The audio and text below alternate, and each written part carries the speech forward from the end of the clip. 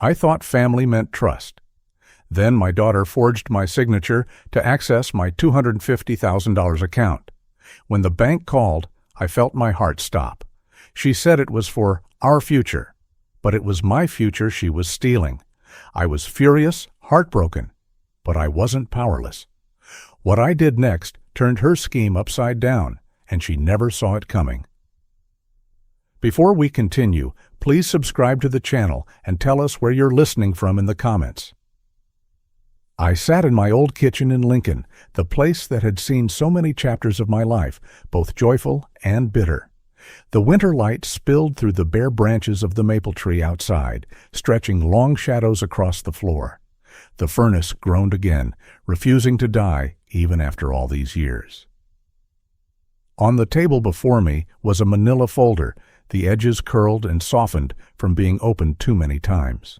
My worn oak table had scratches from school projects, from family dinners, from nights when bills were spread across its surface like battle plans. It was the table where money had turned into love. At least, that was what I believed at the time. I remembered the years of sacrifice as if they were yesterday. 4 years of tuition checks, a total of $62,000 for my son Ryan's undergraduate degree. I wrote each check with pride, believing that an education would buy him a future I could only dream of when I was his age. Then came the semester of graduate school, another $28,000 for an MBA program he never finished. He dropped out after one semester, claiming the professors did not understand his vision. I swallowed my disappointment and told myself it was his journey, not mine. There was the car, a used Honda that cost me $12,500. He needed it for internships, he said, so he would not have to rely on the bus or on favors from friends. I paid for it gladly, even when my own truck coughed and rattled down the road. And then there was the day he wanted a new stereo system for that car. $800. I sold my old wristwatch, a gift from my late wife on our 20th anniversary, just so he would not feel left out among his friends. He told me it mattered to him, that it helped him fit in. I believed him because that was what fathers do. We believe, even when it hurts. Now on that table sat a cracked coffee mug, a photo of my grandchildren, Lily and Noah, printed from Facebook because no one thought to send me real pictures, and the muffled tick of a thrift store clock. All those sacrifices, all those checks and objects had become invisible. Generosity had been like oxygen. Everyone breathed it, but no one noticed until it was gone. Deborah left me long ago, chasing a steadier life with Charles Weston, a man everyone in town called Mr. Stability. Ryan followed her like a shadow. The Christmas cards I mailed came back stamped "Return to Sender," as if my love were junk mail. I kept each one in a rubber-banded bundle, a little graveyard of paper and ink, proof that I had tried. The sting came when I heard through the whispers of town that Ryan was pitching bridge money at his company, Carter and Vale, flashing other people's cash like it was his own. I did not hear it from him. I heard it in the grocery store from a man who smirked while tossing a sack of flour into his cart. It burned me, not because Ryan was trying to build something, but because he was building it on lies, and because he no longer wanted my counsel, only my silence. Then, one December evening, my phone lit up with his name. After 20 years. Ryan Carter. My heart stopped for a second. I almost let it go to voicemail, but something in me wanted to hear his voice, even if it broke me. He congratulated me on a property deal I had closed recently, said he was proud, as if pride could be turned on and off like a faucet. Then he invited me to Christmas dinner. His tone was smooth, too smooth, like a salesman who already believed the deal was closed. I told him, "I'll be there. I have a surprise." He chuckled, not knowing that the surprise was not the kind wrapped in shiny paper. After I hung up, I whispered into the empty room, maybe to my late wife, or maybe to the ghosts of my parents. If you're listening, help me be clear, not cruel. The manila folder on the table was my armor. I opened it again, though I already knew every page. Bank statements, court dockets, screenshots, tax notices, evidence of a life lived beyond means. $37,500 in cash advances, spread across 4 credit cards in just 9 months. Mortgage payments are months behind. 3/4 of their property taxes are unpaid, a total of $6,200 owed to the county. I found a court appendix from a partner's Chapter 11 dissolution, and there was Ryan's signature, bold and undeniable. I did not plan revenge. Revenge is fire that burns both ways. What I planned was precision, clean lines, clarity. Their house, a shiny new build in the suburbs, looked impressive from the street, but it was leveraged to the teeth. The principal sat at about $312,000. I spoke quietly with the bank and confirmed they would assign it at a discount. I did not want a foreclosure circus. I wanted something quieter, a deed instead of foreclosure.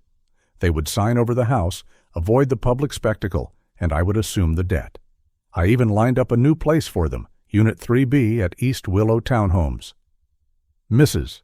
Chen, the property manager, had promised me it would be ready, furnished for 6 months, utilities included. It was not grand, but it was safe, and it would keep the children from being tossed into chaos. That night, I drafted 7 certified packets, 1 to the bank, 1 to the recorder's office, 1 to the investors, 1 to the Securities Bureau, 1 to my attorney, Dana Rivera, 1 to Peter Doyle, a harmed investor I knew personally, and 1 to Nina Kang, a reporter at the Lincoln Ledger. Each envelope carried the weight of truth, delivered by my own steady hand. Standing by the window, looking out at the bare maple branches, I whispered again. Not revenge.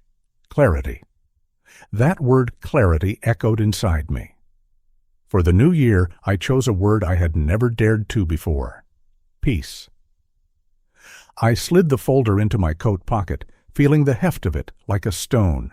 I knew then that my days of silence were over. The betrayal had cut me deep, but it had also awakened something. I was no longer just a father on the sidelines. I was the keeper of records, the one who would not be erased. The house around me seemed to lean in, listening. The oak floors I had laid by hand, the faded curtains Deborah once picked, the photos on the mantel that showed better times, all of it seemed to remind me what was at stake. This was not only about money. It was about dignity, about truth, about drawing a line in the snow that no one could cross again. I thought of my grandchildren and how one day they would learn the story. I did not want them to hear that their grandfather was bitter or cruel. I wanted them to know that he was steady, that he stood when it mattered, that he chose peace even when anger begged for fire. So I tightened the rubber band around the letters marked "Return to Sender," and I placed them gently back in the drawer. The folder stayed in my coat. The furnace hummed. The maple outside stood bare but unbroken. This was not the end. It was the beginning. I woke before dawn with the plan settled in my bones. Winter light pressed against the maple outside the kitchen window. The furnace hummed like an old friend. I poured coffee, wrapped both hands around the mug, and called First Prairie Bank. I asked for loss mitigation and waited through polite music. When a man answered, I spoke slowly. I told him there was a delinquent mortgage on a newer build out on the south edge, principal around $312,000, taxes behind by $6,200, and recent cash advances that looked like a man gambling with time. I said I had no appetite for a spectacle. I wanted an assignment at a discount and a clean exit that kept the county from learning a family's business at the courthouse steps. He asked my name again, then my address, then my email. I gave him each detail without hurry. I told him I could wire funds within 48 hours. He asked if I understood that the assignment would not make me a savior. I said I was not applying for that job. He put me on hold to check the file. While the line clicked, I looked at the manila folder on my table and touched the tabs as if they were a rosary. When he came back, he said the account was in serious arrears and the department would entertain an assignment if the buyer could move quickly. I told him I could. We talked numbers. We talked about a discount against unpaid interest and fees. I did not bargain hard. Mercy does not need to gloat.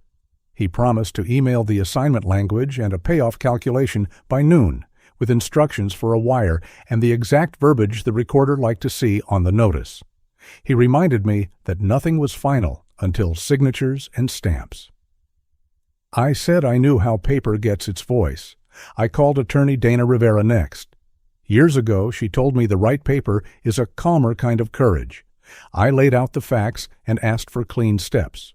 She said she would draft a deed-in-lieu packet, a recorder cover sheet, and a checklist so we would not step in potholes.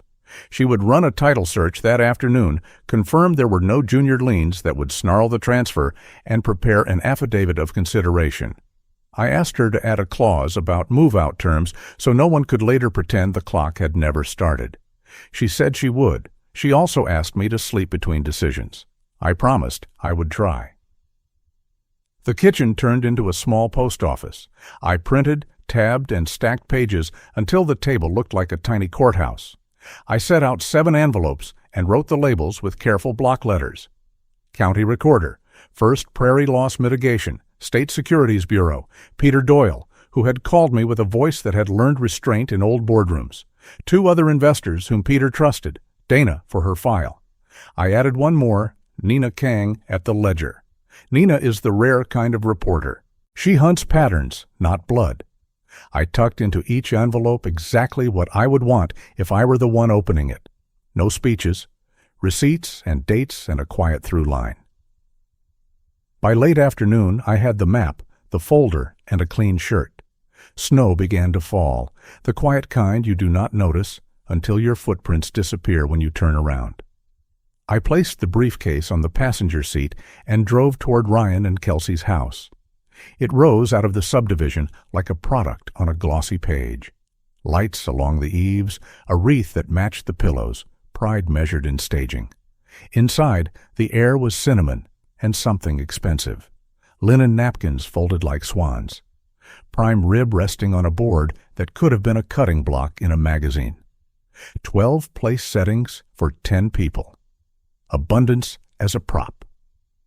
Ryan hugged me with a shoulder and kept moving, all bright voice and confident hands, the old rhythm he learned in college recruiting events.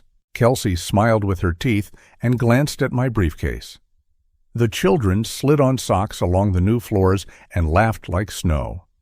We ate and admired what could be admired. I complimented the roast. Someone told a story about a neighbor's inflatable snowman. I let the orchestra of holiday talk play and kept my face calm.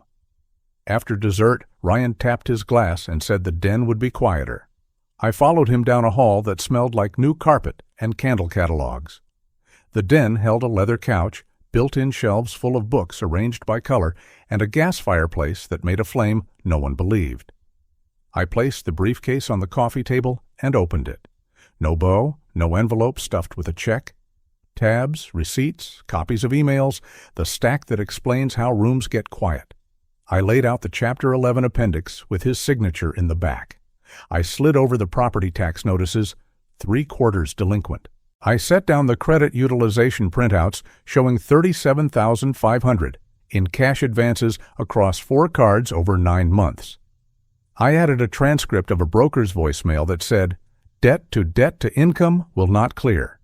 Then I put on the table a letter from First Prairie confirming intent to assign the note upon receipt. I said nothing for a full 10 seconds. Silence can teach. I told him I had called First Prairie and negotiated an assignment at a discount so the bank would not have to dance in court. I said there were 2 doors, the long way and the short. I separated the stacks so he could see what words can do when they stop pretending to be hopeful. The long way meant foreclosure, a public stain, auction notices, and strangers signing his name with their eyebrows. The short way was one hard swallow and a pen. He would sign a deed in lieu tonight. I would assume the debt. The county would record the transfer. In the morning, he would tell Lily and Noah they were moving into a place where the heat was paid and the neighbors minded their own business. He would tell them their grandfather was neither a saint nor a villain. He was a man who mailed things on time. If you're still watching and find this story interesting, please comment 1 below to let me know you're here with me. Kelsey asked about tone. She asked whether I came to shame them under their own roof. I said shame is not a room. It is arithmetic under a bright light. She asked about furniture, about a timeline, about whether I wanted control. I told her I wanted quiet. I wanted children who slept. I wanted the 5th day of the month to feel boring because checks cleared. I wanted distance for a season because space can be medicine when speeches have stopped working. I wanted them to stop shopping our family story around town like a coupon. And there was one more condition. No more fishing for narratives. No more calling reporters to see if someone would turn pain into a brand. She looked at the fireplace. She nodded without liking me. Ryan studied the stacks like a man learning that paper can be heavier than steel. He did not meet my eyes. He looked at the fire that was not warming anything. He looked at the shelves. He looked at his hands. He asked to see the bank letter again. He asked how long the window would stay open. He asked whether the county would drag its feet. I told him we do not control the weather in institutions. We only choose when to bring an umbrella. He set his hand on the short way. The room exhaled. Kelsey kept her jaw set, then found a pen. We signed in the quiet you get when pride runs out of adjectives. We signed what could be signed. We called Dana and put her on speaker. She walked us through notary language and the little places where people like to later pretend they were confused. She told us where to initial. She promised to log the electronic notice with the recorder in the morning. Ryan asked if I had brought a check. I said no. I brought a future. He did not like that line, so I translated. I will assume the debt. You will move to Unit 3B at East Willow, where the heat is paid and the neighbors shovel like a religion.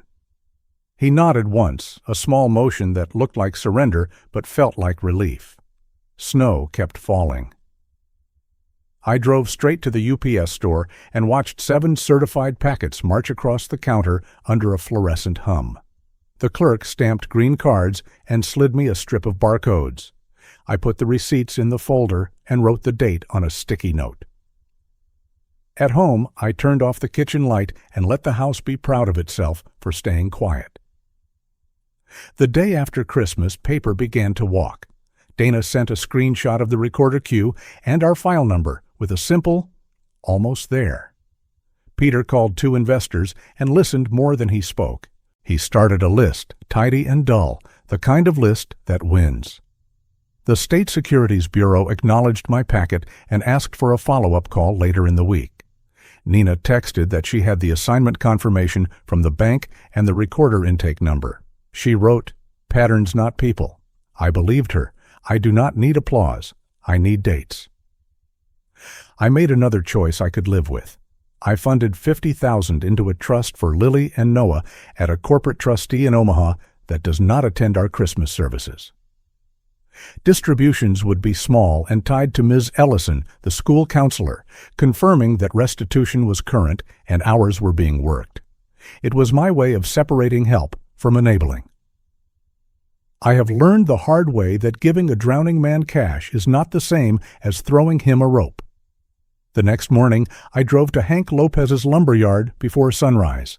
The lot was a gray field with orange heaters humming like locusts. Men stamped their feet and blew into their hands. Ryan walked in wearing boots that had not yet learned his stride. He signed the time card with the pen on a chain and waited. Hank pointed with his chin toward a stack of 2x4s and handed him a pallet hook. No speeches, just work. I stayed by the fence and let the lesson carry itself. An hour later, Kelsey swept in, engine running, coat flashing, heels offended by gravel. She raised her voice before she had crossed the yard.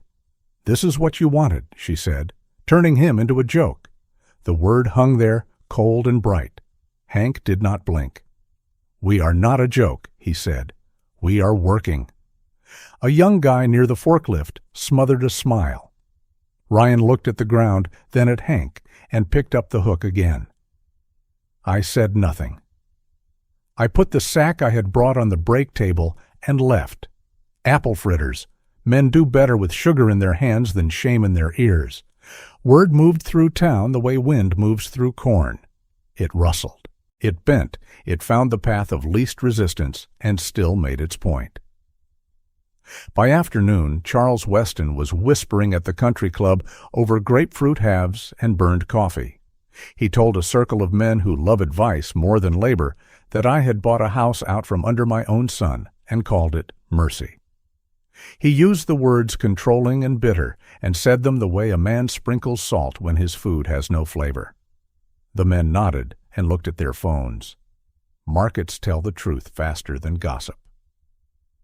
2 days later, Dana reported that the recorder had queued our filing for the 27th county software permitting. Peter sent a tidy agenda for interviews and a note asking for any receipts that overlapped with the months the advances piled up. Nina confirmed she had the certified letter with the recorder number and would wait for the public posting. She said again, "I run patterns, not hit pieces." I opened the trust ledger and saw the $50,000 sitting like a promise that did not need applause. The balance was not much in a loud world. It was enough for the one who feeds children. I carried a paper sack back to the yard the next morning. Apple fritters again. Gratitude sits more easily in a working hand if there is sugar to go with it. Ryan nodded at me from the bay. He had a clipboard now and pencil dust on his ear. He showed me cart math that finally made sense to him. He said nothing else. I said good and meant it, and left him to the shift. If a lesson is landing, you do not clap in its face. That night I circled a date on the kitchen calendar. Embassy Suites business breakfast. Robert Weston's firm would be there. They would print words like trust and community on programs and use them like garnishes. I did not intend to make a speech. I intended to exist. Presence is a kind of argument if you let it be quiet enough. Nina called and told me the same thing. Do not swing big. Let facts walk. I copied the line onto an index card and put it under the folder with the sticky notes. I slept the way a man sleeps when paper is doing the heavy lifting. In the morning, the town was the color of a file folder. Dana texted a photo of the queue with our number. Almost there again. Peter said 2 more employees had reached out, and he would handle the conversations. He did not want my voice anywhere near it. I thanked him. Nina confirmed the county's intake stamp and said nothing else. Reporters who know their job do not give you comfort. They give you timestamps. I stood at the window and looked at the maple. It wore a sugar of frost. I said a line in my head I had once said with anger and now said with steadiness. They think I am weak, but the game is just beginning. Then I corrected myself. This is not a game. This is framing a house so it stops wobbling when the wind picks up. You do the math. You cut the boards. You set the nails. You do not perform. You build. The morning of breakfast, I took a thermos and drove the long way. I passed the billboard that once had my son's face beside a promise about solutions. It sold a car wash now, and the sign had a missing bulb that made the word look like confession. I parked under a light that was trying to decide whether to flicker. Inside, the lobby wore rented cheer and volunteer smiles. I paid cash for my ticket and took a seat along the wall, where men like me breathe easier. The ballroom was all around tables and cream tablecloths, coffee that tasted like meetings, eggs that forgave nothing. People performed with confidence. They laughed too loudly. They smoothed their jackets. They checked who was checking them. I did not look for Nina. I knew she would be where the room forgot to look at itself. I sat still. The folder in my coat was a quiet spine. The bank had sent its final email at dawn. Assignment complete. Dana was waiting for the county to press publish. Peter had a day full of calls. Hank had said Ryan learned to use his legs and not his back. Little sentences that mean change. When Robert began to speak about trust, he smiled like the word belonged to him. He said community and mercy and learning, and he arranged the words in the air like a window display. I let my face be a calm lake. He tilted toward a story about a father who had gone too far to correct a son. He did not say my name. He did not need to. Rooms like that, no shorthand. I kept breathing. I felt the small weight of the index card in my pocket. Do not swing big. Let facts walk. I left before the applause learned whether it was genuine. Outside, The cold had teeth. On my way home, I drove past East Willow. A lamp glowed against a curtain in Unit 3B, the kind of light that means kids should be in bed soon. I did not knock. I went home and set the folder under the lamp and wrote one more word on the card I keep tucked there. Ready? The recorder would stamp the deed at any hour now. The civil group would move. The bureau would sift. The yard would open at 6. The breakfast crowd would keep performing. And I would keep mailing, signing, and showing up where the story could not pretend to be anything but paper and hours. Before bed, I circled Wednesday on the calendar one last time and laid out my coat. Weston would be there with his smooth voice and borrowed certainty. I would bring silence and receipts. Let the room try to pretend. Facts were already walking. Tomorrow they would meet them. I slept anyway, hands open, heart steady. I got to the embassy suites before the coffee lost its nerve. Those ballrooms pretend they're churches. Round tables in white linen. Stainless urns hissing like old radiators.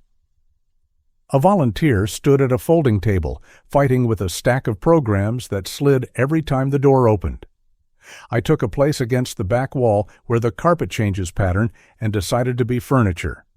Plate in one hand, appetite in the other, I let the room fill itself without my help. Men who sell futures shook hands like they were closing the same deal for the 10th time. Women with practiced smiles compared calendars and said words like ecosystem, synergy, and trust. I counted ceiling tiles. It kept my heart quiet. Charles Weston didn't need a microphone. His voice wears a tuxedo, even at breakfast. He climbed the little riser they keep for panels and made a steeple with his fingers. "Community thrives on trust," he said, and shoulders around me moved like a hymn was starting. He talked about forgiveness as if he had invented it. He warned about damage done by loud men with ledgers who mistake justice for revenge. He never said my name. He didn't have to. This town can read a shadow and give it letters. The door eased open, and a pocket of silence formed the way a wake forms behind a slow boat. Nina Kang stepped in. She didn't hurry, and she didn't smile. She took up a small lean against the jamb where you'd have to choose to pretend you didn't see her. She set her phone face down, which is her way of telling a room to behave. Collars were adjusted. Laughter thinned. Weston felt it. He rounded his sentence and tried to land it higher. He said, "Trust again," slower. He said, "Mercy," like it belonged to him. He looked at the space where I stood and talked about the sin of bitterness. The room tried to agree. The eggs on the buffet steamed like they were tired of the job. An organizer drifted by with a tray. "Orange juice, sir?" I shook my head. My plate stayed empty. Rooms that love applause assume you want a role. Some mornings, the cleanest thing you can do is refuse to audition. I kept my shoulders square to the wall and let my breath do the counting. A banker 2 tables over tried to hustle a call and failed because the signal was bad. 2 founders rehearsed their bios to each other and called it networking. The carpet smelled faintly of soap and worry. All at once, the chatter softened, the way it does when a secret decides to walk in. A man in a new suit with old eyes glided to my corner. He held a photocopy like a magician's card, pinched between 2 careful fingers. He angled it so nearby, ears would catch every word. "We have proof you sent anonymous letters to the press," he stage whispered. "Interference. If your son falls, you fall." The paper was cheap, black bar where a header should be. No letterhead, no signature, just a gray smear dressed up as proof. He waited for me to flare. I folded the sheet once and slid it under my empty plate. He wanted theater. I offered furniture. Across the room, Weston's smile worked like a needle pulling a thread. Nina watched the door, not the dais. That's her tell. She tracks entrances because entrances announce who thinks they own the story. Al from my block arrived late, big coat, bigger grin, and sat near a table of men who sleep in ties. He jabbed a fork into his eggs and said too loudly, "These taste like the foam at the car wash." The laugh that rolled through the room came too fast. It dented the mood. Weston cleared his throat and lofted another sentence toward mercy. I left before anyone could turn my exit into a scene. Outside, the wind had teeth. Across the street, Carter and Vale's glass face tried to look neutral in winter light. A knot of cameras waited at the revolving door. Microphones wore black hoods against the cold. Security guards did their precise steps, the choreography that makes strangers feel safe even while they slide on ice. I crossed to the cafe opposite and took a window seat where the glass could make me a ghost. The doors spun and released a small parade of staff who had practiced looking neutral. Then Ryan. Gray overcoat, charcoal tie. The smile he used to sell things was already paid for. Questions hit him like sleet. Is it true that the mortgage assignment was recorded? Did you miss state bridge funding? Did you see the Bureau's letter? Are you stepping down? He didn't answer. He moved like a man crossing a creek on stones he hadn't tested. A black SUV idled with the door open like a mouth. He slid inside. The car swallowed him and eased away. I finished a burn of coffee and paid with small bills I counted twice. Through the glass, I saw a cluster of suits gather around a binder I recognized from Dana's office. You can tell how serious a document is by the way it changes the shape of a wrist. I stepped into the cold and walked the side street to the loading alley, a narrow run between a garage wall and the building's back. Truth carries farther where dumpsters live. He was under the metal awning, a cigarette lit for courage he doesn't use. He said my name like a test. I answered like a man finished with school. They want me to step down, temporarily, he said, working that word like a chewed tooth. The board would meet again at 2. The Bureau's letter used phrases that made him nauseous. He said I'd been feeding them. Not feeding, I told him, pointing. He laughed once, the old sound that used to buy him rooms. He said if I told people he'd made normal mistakes, he could keep his chair. I asked what he would do differently. His eyes looked for a script and found none. If you're still watching and find this story interesting, please comment 2 below to let me know you're here with me. He called it betrayal and asked how it felt to hurt your own blood. I said the hurt came years ago when he learned to like applause more than work, when he borrowed money with sentences and spent it on admiration. He said I had humiliated him. I told him humiliation comes free with the choices. The cigarette died between his fingers and left a small scorch on wet concrete. For a second, he looked 12 and lost and willing to take any hand that reached. Warm air coughed from the service door, and the men from the lobby swept past us, pretending not to see the father and son choosing different roads. I didn't follow him back in. There wasn't another conversation to have that wasn't the first one repeated. Out front, Lily and Noah stood with a woman I didn't know. Their coats were zipped wrong. Lily kept her chin up the way kids do when they decide they won't be the one to cry first. I waited for the crosswalk to tell me I was allowed, then moved to them. I told the woman I was their grandfather. She nodded and guarded their space with her body. Lily asked if the car was coming back. I said I didn't know. I said my house was warm and quiet and had cocoa. I said there was another place too, closer to school, already waiting, no speeches required. We walked to my truck like people who respected sidewalks. The drive to East Willow took 10 minutes and an hour. Snow feathered the windshield and left thin rivers behind the wipers. Noah fell asleep with his mouth open, which is how boys tell a room they're safe.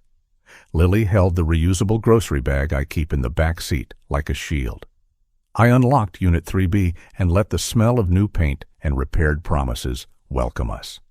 I showed them the drawer with the plastic spoons, the shelf with cereal, and the folded towels that still remember the store they came from. I showed Lily the thermostat and how it clicks when it decides the room deserves to be warm. I called Ms. Chen and confirmed the lease and the mail key.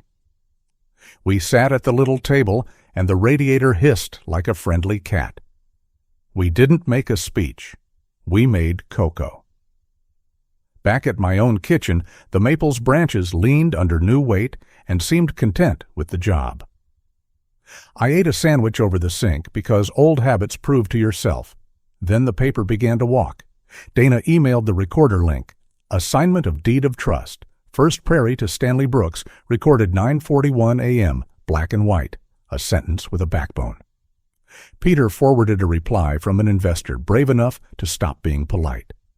2 former employees asked Dana for a meeting. One had Slack exports and meeting notes. The other had travel receipts and a green spiral notebook that looked like the logbook kept in a ship's wheelhouse. I answered none of it. Dana texted, "I'll handle. Keep distance." Nina texted one line. "Recorder confirms. I'll request a comment from both sides." She wasn't hunting my righteousness. She was hunting patterns. Kelsey called and didn't leave a quiet message. 3 tones in 60 seconds. "Thank you for watching the kids. How dare you touch our house? Charles can fix this if you stop pretending to be a martyr." She used the word vendetta like a throw pillow. I let the voicemail sit and gave it nothing. You don't argue with a performance. You let the audience turn their own chair around. At dusk, I carried groceries back to East Willow because kindness counts more when nobody claps. Lily and Noah were on the courtyard walk, making chalk marks on frozen concrete, small bursts of color that refused to ask permission from January. Lily had drawn a rectangle for a window and a tree whose trunk ran too long before it remembered to branch. Under it, she had written HOM. The last letter waited for its turn. "Look steady," I said. She nodded without looking up. When I got home, Weston Circle had released a statement. It praised resilience. It called for healing. It scolded rumors and cruelty. It didn't use the word truth. Nina posted the recorder entry with no adjectives. People who wanted drama hunted and went hungry. People who wanted facts found them and went quiet. Hank texted a photo of Ryan at the yard holding a pallet hook. He wasn't fast. He was present. That counted. The men in the background looked at their hands, not the camera. That counted too. An hour later, a padded envelope landed in my mailbox like a stray dog.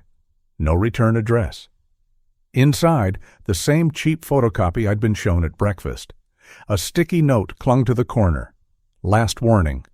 The threat was so thin I could see the grain of my table through it. I wrote a sentence on my own note and tucked it under the copy. If they had proof, they wouldn't need theater. I slid the envelope into the drawer with take-out menus and spare batteries. Some things you keep not because they matter, but because they remind you of what does.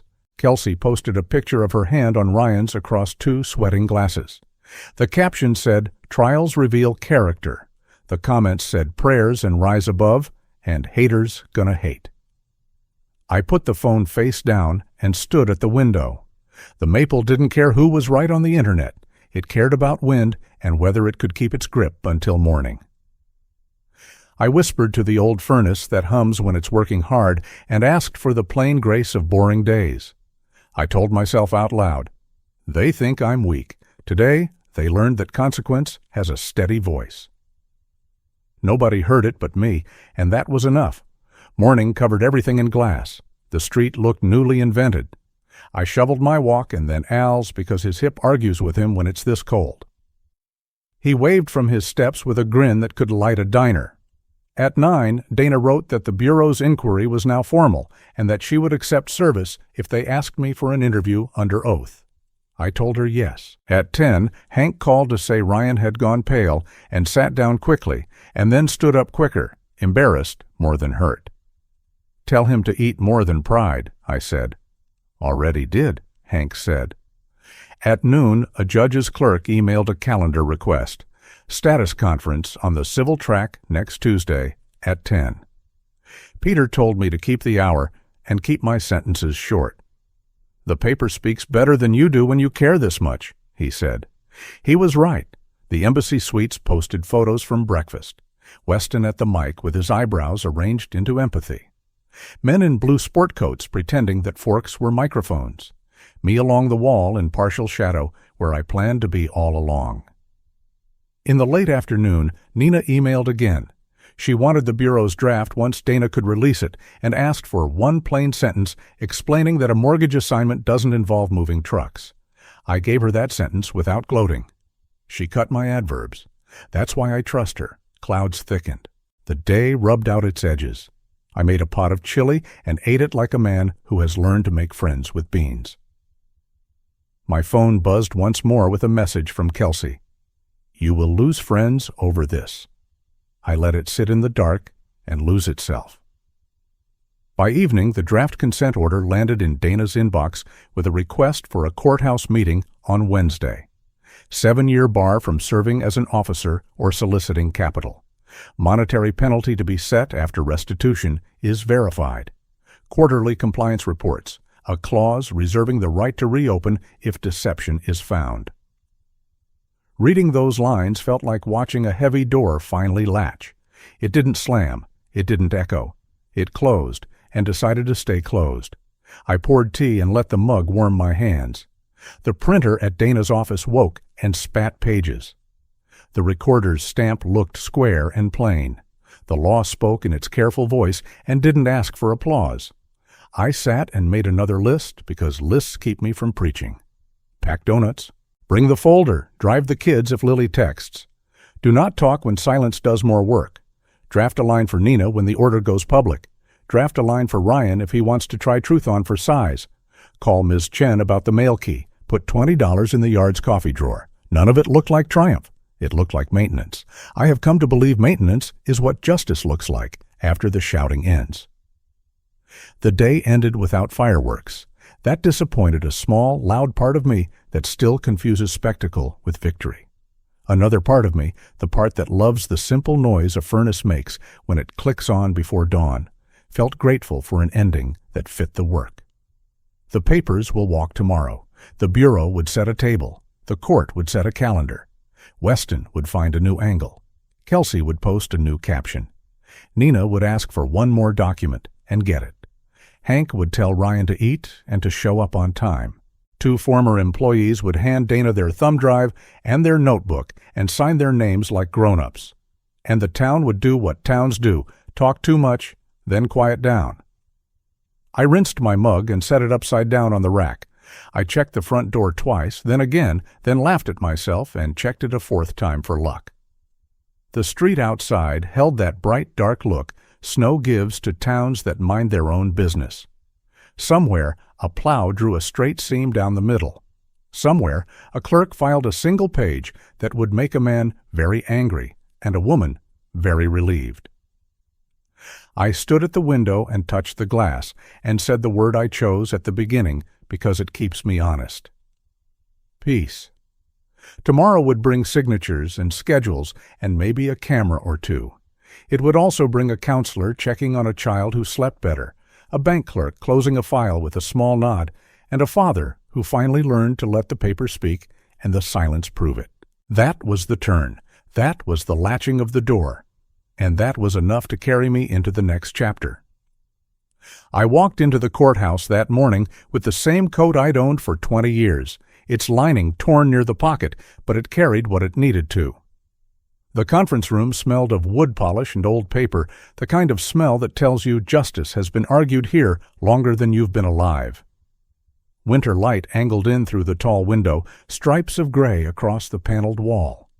A long table stretched between us, and the bureau's representatives sat with their folders stacked like bricks. Ryan sat at the far end, his lawyer whispering into his ear every other minute. But his eyes kept drifting, restless, as if the room itself was pushing against him. The terms were read aloud in voices that didn't seek applause. A 7-year bar from serving as an officer, director, or raising a dime of capital. A monetary penalty that would grow teeth once restitution began. A mandatory plan for paying back those he'd burned with quarterly compliance reviews that would watch like hawks. No admission for civil purposes, they said, but in the next line came the acknowledgement of conduct. That was the part that mattered. It was not about humiliation. It was about fact. Ryan's mouth twisted at the number, a visible fight against a sum he never thought would stick to him. His lawyer squeezed his wrist under the table, that silent command to stop bargaining with ghosts. The printer hummed, the pages came out, and one by one they slid across the table. He signed. Dana signed. The Bureau signed. The law spoke, not with fireworks, but with quiet sentences no one could misinterpret. Peter Doyle came in with the civil framework. He had a thin smile and a thicker binder. What I'd drafted at 3 a.m. weeks ago had been cleaned and sharpened. Full accounting by January 31st. Paid employment only for 12 months, no ventures, no schemes dressed up as opportunities. Monthly checks by the 5th, the first starting at $18,900, already posted. A therapy requirement with a clinician who wouldn't buy his charm. If performance held for 6 months, the plaintiffs would keep the civil track steady. Ryan's face, when Peter read the line about hardware store weekends, looked like a boy who had just discovered calendars could hold you down like weights. I saw his shoulders collapse when he realized time was no longer his to bend. I walked out of that courthouse lighter, though the snow was heavy in the street. The next stop was Unit 3B. Mrs. Chen met me with a smile and a key that turned smoothly than I expected. The courtyard had a tree bare against the sky, and utilities were included, which meant no arguing over bills, no phone calls at midnight.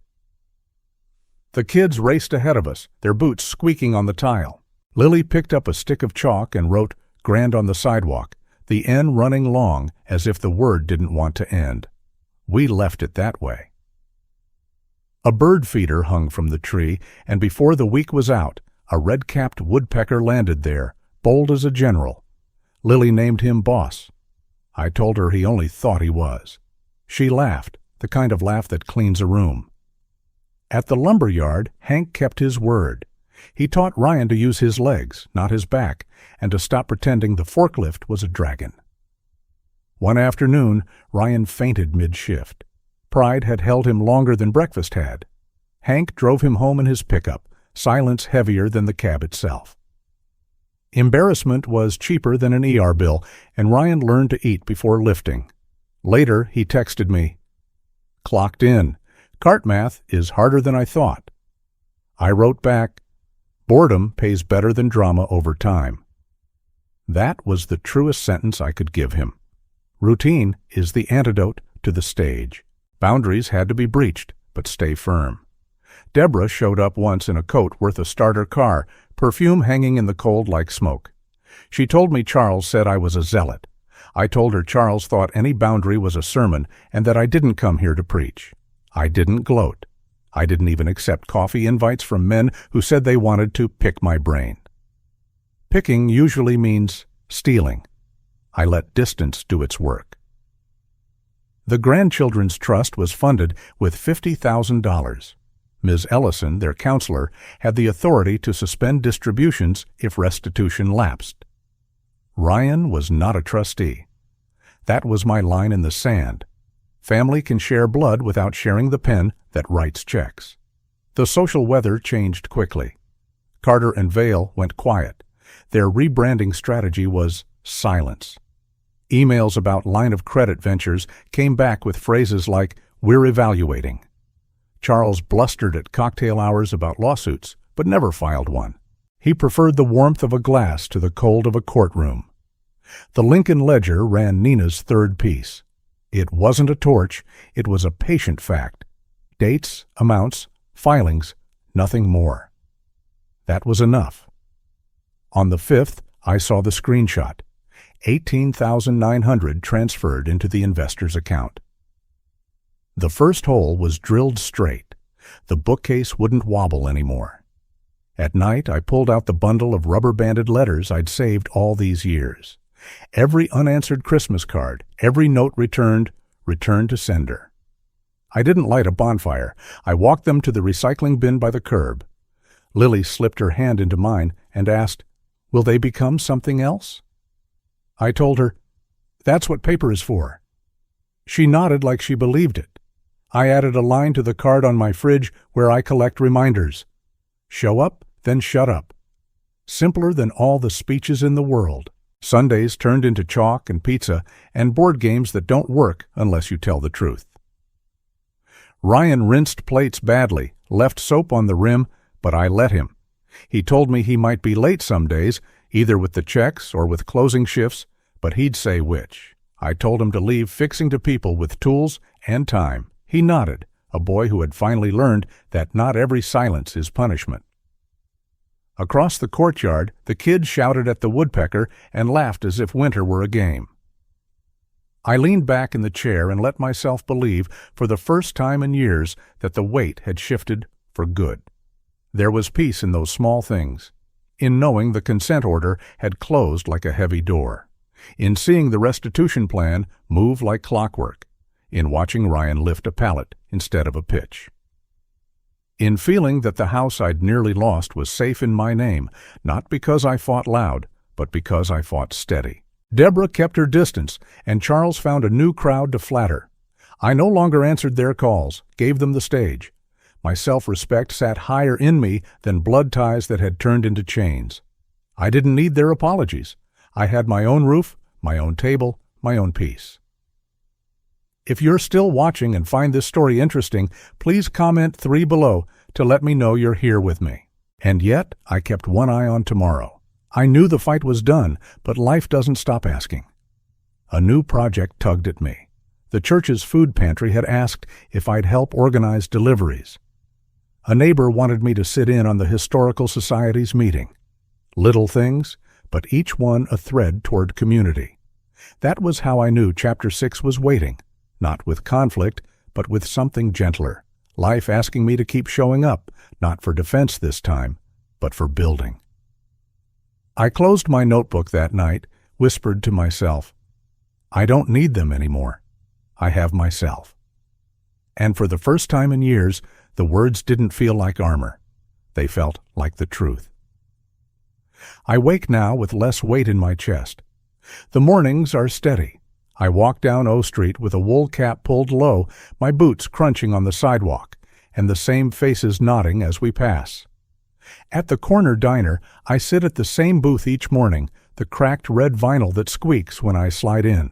The waitress doesn't ask my order anymore, black coffee, 2 eggs, wheat toast, and I like the familiarity of it. No surprises, no hidden knives. One afternoon each week, I volunteer at the hospital chapel desk. I don't preach, I don't counsel, I only sit in silence, hand out hymnals, and light candles for strangers. That silence feels like healing. I brought Hank's crew a stack of work gloves last month. No speech, no ceremony. I simply left them on the break table, nodded to him, and left. He understood. That's how men like us speak. Not through grand words, but through things that last, through calloused hands that still know work. The courtyard at Unit 3B has become its own little world. Lily keeps a birding notebook now. She draws red cardinals, blue jays, and, of course, the woodpecker she calls Boss. Noah sketches football plays that would lose 10 yards on the field, but he draws them with such flair you'd think he was designing a stadium. Each season, we add chalk to the concrete. The word grand stretches longer, crooked, a bit uneven. Happiness doesn't look like a magazine spread. It looks like chalk dust on small hands and crooked squares on a sidewalk. Charles moved on, or at least that's what his LinkedIn says. Denver, a new title that sounds like advancement, but mostly looks like running. Deborah stayed. Her face is still familiar in town, though thinner now, the shine duller. At the grocery store, we cross paths sometimes. We exchange civil nods, nothing more. No stories, no narratives, just the acknowledgement of existence. It's better that way. One afternoon, I found an envelope in my mailbox. Ryan's handwriting, short and clean. Inside was a single line. The 5th feels different now. A pay stub was clipped to a deposit receipt. No apology, no performance. Just numbers and a line that told me he was showing up month after month. I filed it under receipts, not apologies. That distinction mattered. An apology is air. Receipts are proof. I joined a Thursday group that repairs porch steps for seniors on fixed incomes. It's quiet work, hammer and nails, the smell of sawdust, the kind of work that reminds you life is more about holding things together than building empires. The maple outside my own window takes the snow like a coat it meant to wear, branches sagging but not breaking. That tree has become my clock, my companion. I think often now about the lessons carved into these past years. Parents give until their hands are empty, but love is not meant to erase boundaries. If we never draw a line, we end up teaching our children that taking is the same as loving. And for children, the lesson is sharper. Respect cannot be demanded, only earned. A parent's sacrifice is not a bank account to raid when ambition falters. In this world, in this century where greed wears better clothes than before, the truth is still the same. Human nature bends toward self-interest. Only dignity and respect hold it upright. Deborah once tried to tell me boundaries were cruel. I see now that boundaries are love in its truest form. Without them, resentment blooms. With them, respect can grow. Ryan may never call me father the way he once did, but the checks on the 5th, the quiet line on his envelope, that is his way of beginning again. And it is enough for me. Sometimes at night I whisper to myself, I don't need their apologies. I don't need their recognition. I have my life, my peace, my small courtyard with chalk and birds. That is more than enough. Parents listening to this might take this lesson. Give, but also guard. Sacrifice, but not to the point of erasing your worth. Children might hear this too. Gratitude is not weakness, and respect for the ones who raised you is not optional. And for anyone watching the world spin faster each year, remember that character is not a relic. It is the only currency that outlives the noise. A text buzzed my phone the other day from an unfamiliar number. Someone asking for a quote, something to stir outrage online, something to make men argue in comment sections. I let it expire. That is not my war anymore.